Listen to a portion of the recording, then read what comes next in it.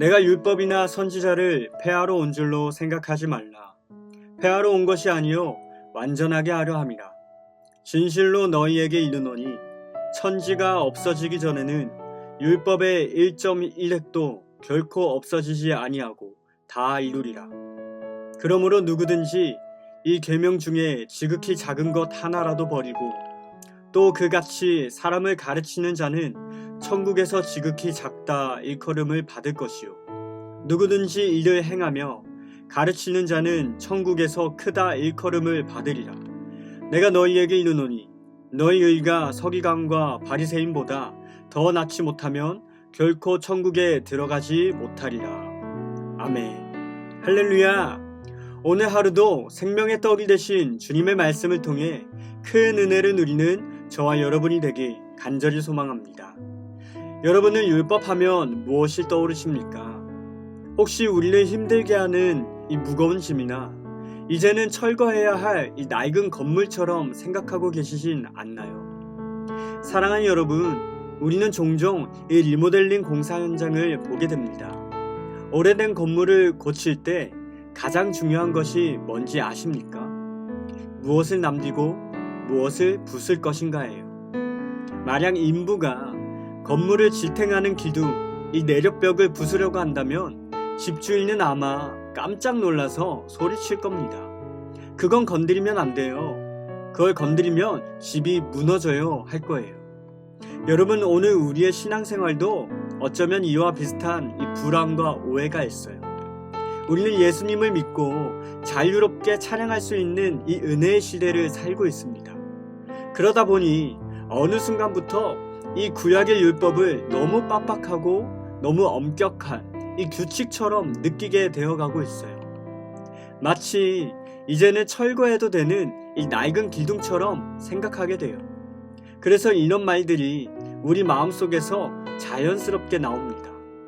예수님이 다 이루셨잖아. 이제 율법은 폐기된 거 아니야? 복잡한 건 몰라도 그냥 적당히 착하게 살면 되는 거 아니야? 그렇게 우리는 안주한 채로 적당히 신앙생활을 하려고 합니다. 구원은 믿음으로 받는 거니까 삶의 모습은 조금 부족해도 괜찮다는 안일함이 어느새 우리 안에 자리 잡게 돼요. 그런데요, 여러분, 이 신앙은 우리를 편안하게 만드는데 동시에 설명할 수 없는 공허함을 남깁니다. 시간이 지나면 우리는 결국 이 스스로를 의심하게 돼요. 나는 정말로 제대로 믿고 있는 걸까?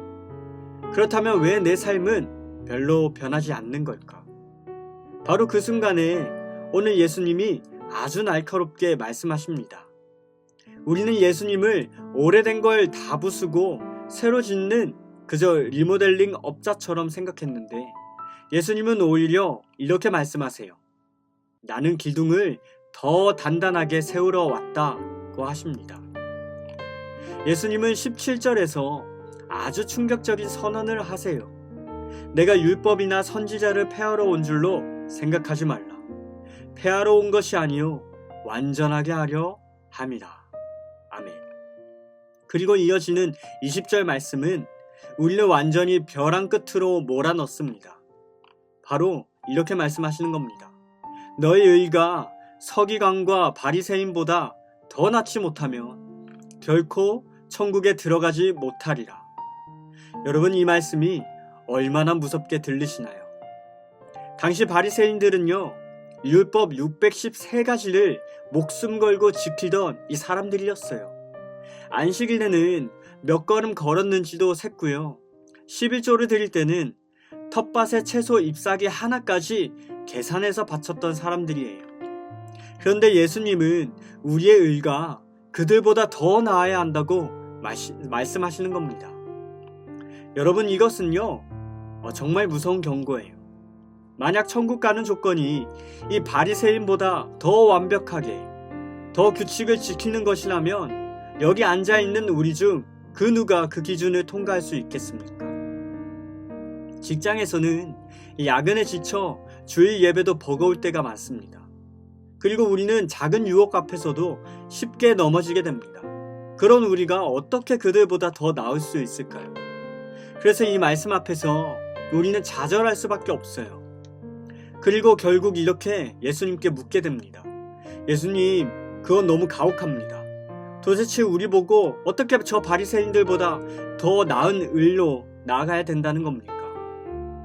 이 도저히 넘을 수 없어 보이는 이 기준 앞에서 우리는 예수님이 하신 말씀, 완전하게 하려 함이라, 그리고 더 나은 의가 도대체 무슨 뜻인지 다시 한번 살펴봐야 됩니다.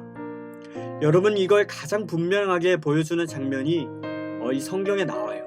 바로 마태복음 12장에 있는 이 안식일 사건입니다. 예수님이 안식일에 이 회당에 들어가셔요. 그곳에는 한쪽 손이 마른 사람, 즉 장애를 가진 한 사람이 앉아 있었습니다. 그리고 그 맞은편에는 바리새인들이 아주 날카로운 눈으로 들어오시는 예수님을 지켜보고 있으세요. 그들의 머릿속은 온통 율법 조문뿐이었습니다. 안식일에는 아무 일도 하지 마라, 노동하지 마라의 이 율법처럼 그들에게 병자를 고치는 행위는 선행이 아니라 일, 즉 금지된 행동이었어요. 그래서 그들은 율법의 문자를 지키기 위해 지금 눈앞에 보이는 이 한 사람의 고통을 철저히 외면합니다. 그들에게 이 의로움이란 아무것도 하지 않고요, 가만히 있는 것이었어요.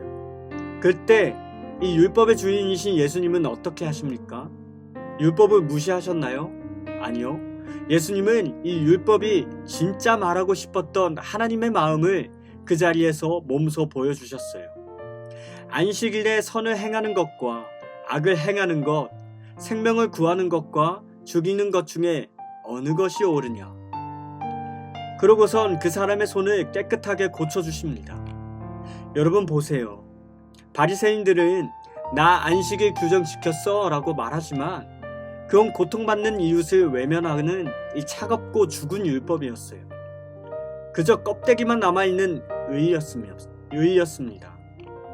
반면에 예수님은 그 병자를 고치심으로 진짜 회복을 주셨어요. 하나님이 안식일을 만드신 본래의 목적, 생명을 살리고 쉼을 주는 그 뜻을 가득 채우신 겁니다. 여러분, 이게 바로 율법의 완성입니다. 바리새인의 의는 하지 말아에서 멈춥니다. 죄 안 지으려고 벌벌 떠는 어쩌면요 소극적인 의예요. 하지만 예수님의 더 나은 의는 사랑하라고 나아갑니다. 이것이 바로 적극적인 의예요. 예수님은 율법이라는 뼈대를 부스러운 게 아닙니다. 오히려 이 살인하지 말라는 이 차가운 계명 위에 오히려 이 형제를 목숨 걸고 사랑하라는 이 따뜻한 생명을 불어넣으신 겁니다. 우리가 추구해야 할 의가 바로 이것입니다. 그렇다면 여러분, 이 더 나은 의, 겉모습만 흉내내는 게 아니라 이 속사람까지 변화되는 이 마음을 우리가 어떻게 가질 수 있을까요? 우리 힘으로는 여러분 절대 불가능해요. 현실적으로 이 바리새인 흉내내기도 벅찬 게 우리입니다. 여러분, 그래서요 우리에게는 반드시 이 복음이 필요한 겁니다. 복음은 우리에게 두 가지 놀라운 사실을 선포합니다. 첫째는요, 예수님이 우리 대신 완전한 순종을 이루셨다는 겁니다. 우리가 지키지 못해 받아야 할 이 모든 죄값을 예수님이 십자가에서 대신 다 치르셨습니다. 그리고 하나님은 예수님의 이 완전한 의를 믿는 우리에게 그대로 주셨습니다. 그래서 여러분, 우리는요 죄인이면서도 동시에 의롭다는 선언을 받은 사람들입니다. 두 번째로, 예수님은 우리 안에 새 마음을 주셨습니다. 여러분, 이게 바로 중요해요. 예수님은 우리에게 이 성경의 법전 대신에 성령을 보내주셨어요. 이전에는 미워하면 벌받아 이것들이 너무 무서워서 우리가 억지로 참았다면 이제는 성령님이 우리 안에 이런 마음을 주시는 겁니다. 저 사람도 하나님이 사랑하시는 존재인데 이런 국률의 마음들이 우리 안에 생기게 되는 겁니다. 그래서 우리 안에는 변화가 일어나요. 그렇게 되면 우리는 억지로 하는 순종이 아니라 감사해서 드리는 순종, 두려워서 피하는 죄가 아니라 하나님을 사랑해서 이 멀리하는 죄가 됩니다. 진짜 복음은 이제 마음대로 살아도 돼가 아니에요. 이제 예수님의 마음으로 율법의 본질인 사랑을 실제로 살아낼 수 있게 되는 것이 여러분 이게 바로 바리새인보다 더 나은 의, 즉 우리 그리스도인의 능력입니다. 사랑하는 여러분, 우리는 더 이상 율법 조문 몇 개 지켰다고 자신을 증명하려는 바리새인이 아닙니다. 그렇다고 은혜 받았으니 막 살아도 된다고 말하는 방종의 사람도 아니에요.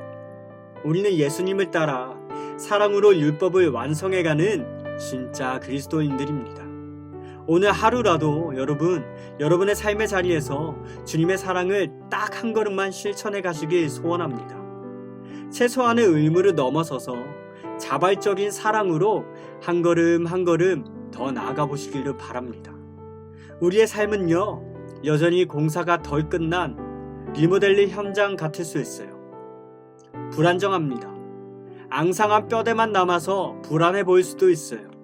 하지만 토기장이이신 예수님은 우리의 뼈대가 부실하다며 부수지 않으십니다. 오히려 우리 안에 있는 흔들리는 기둥을 이 사랑으로 보강하시고 마침내 우리를 하나님이 거하시는 아름다운 성전으로 완성해 주실 줄을 믿습니다. 그러한 믿음으로 나아가는 저와 여러분이 되길 간절히 축복합니다. 오늘 이 시간 여러분 그 믿음으로 그 불안정한 삶으로 우리를 빚어가고 그 안에 하나님의 의와 나라를 세워가시는 그 주님을 믿으며 나아가는 여러분과 제가 되길 간절히 축복합니다.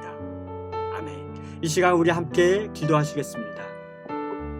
사랑이 많으신 하나님 감사합니다.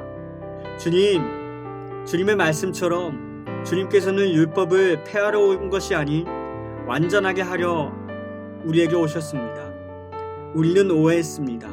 때로는 우리가 그 율법대로 살아가지 못해서 매일 밤마다 우리의 몸을 치고 매일 밤마다 우리의 죄를 회개하며 날마다 우리가 순종함으로 날마다 우리의 그 육신과 우리의 죄들이 잘못됐다고 오해하며 하나님 그렇게 오해하며 율법대로 살아가려 노력했습니다. 하지만 그 율법을 지키지 못한 우리 완벽하지 못했기 때문에 그 율법대로 살아가는 것이 아니라 그 율법 대신 예수님의 말씀이 온전히 우리에게 율법의 완성이 되신 그 예수님의 모습을 따라가는 것이 진정한 율법의 완성이고 사랑임을 우리가 주님 깨닫게 됩니다. 오늘 예수님의 말씀처럼 그 율법을 지키지 못해서 우리가 죄인됨을 주님 스스로 고백하며 스스로를 주님 낮추고 매일마다 주님 어려워하는 것이 아니라 그럼에도 불구하고 예수님의 사랑으로 그 율법을 그 사랑으로 완전히 온전하게 하시는 그 주님을 따라가며 그 믿음대로 살아가려 애쓰고 또 사랑으로 나아가는 우리의 모습들이 진정한 율법의 완성임을 깨닫게 되는 하나님 우리 모두가 될 수 있도록 주님 기도하며 나아갑니다. 주여 함께하여 주옵소서. 오늘 받은 말씀 붙들고 나아가는 하나님 우리 모두가 될 수 있도록 축복하여 주옵시고 우리와 동행하여 주옵소서. 감사하며 이 모든 말씀 살아계신 예수님의 이름으로 기도합니다. 아멘. 이어서 함께 공동기도 제목을 놓고 기도하기를 원합니다. 먼저 사랑하는 우리 공동체 큰숲 드림교회와 담임 목사님의 영육간의 강건함과 함께 동역하시는 모든 교역자와 사역자, 목장지기들을 위해서도 기도하기를 원합니다. 그리고 아직 주님을 만나지 못한 이 소중한 양들을 우리 공동체에 보내주시어 함께 지어져가는 교회가 될 수 있도록 공동체를 위해서도 기도하기를 원합니다. 또한 이 나라와 다음 세대들을 위해서도 함께 기도해 주시길 바랍니다. 마지막으로 각자의 기도 제목을 놓고 함께 기도하심으로 이 시간 이러한 기도 제목들을 놓고 함께 기도하시겠습니다. 기도하겠습니다.